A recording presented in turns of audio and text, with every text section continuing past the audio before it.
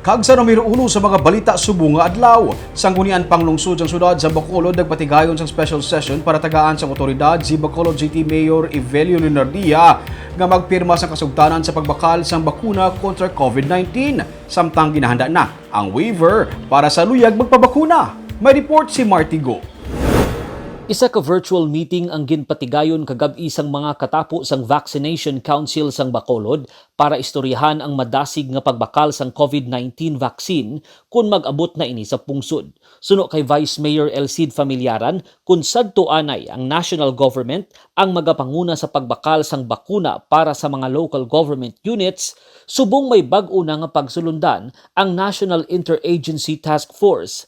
Ang LGU na mismo ang dapat magpanguna sa pagbakal sang bakuna pinaagi sa kaugalingon sini nga budget kag magabulig na lamang ang national government kung kulang ang pondo. Ang LGU ang magapakig-angot sa drug company para sa pagbakal sang bakuna. Gani isa ka special session ang ginpatawag sang sangguniang panlungsod sini nga hapon para mahatagan sang otoridad si Mayor Evelio Leonardia nga makaperma sang multilateral agreement upod sa AstraZeneca Pharmaceuticals Philippines National Interagency Task Force kag Department of Health.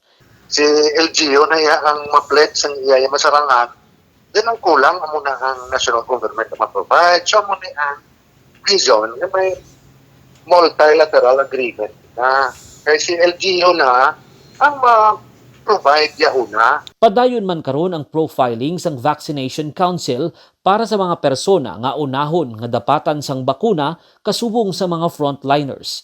Pero may ginahanda karon nga waiver ang City Legal Office para mapirmahan sang mga pagabakunahan. Suno kay Familiaran, dapat masiguro sang syudad sang mas temprano kung pila ang luyag nga magpabakuna agud mabalaan man kung pila ang baklon nga vaccine.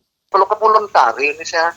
Marksman, hindi niya mandatory. So, only those who wants to be immunized or vaccinated, namang vaccinate na doon. Gusto man na mayroon pala, anak ko, siya pila yung gusto mong pakakuan mapavaccinate, kaya mapurchase ka na karoon kag mga expire mo lang siya. Sa karon may pila na ka mga LGU sa Metro Manila nga nakaperma sang kontrata sa AstraZeneca para magbakal sang bakuna. Pero wala pa sang patod nga petsa kung saan ugid mag-aabot ang vaccine sa pungsod. Marty Go para sa Digicast Negros.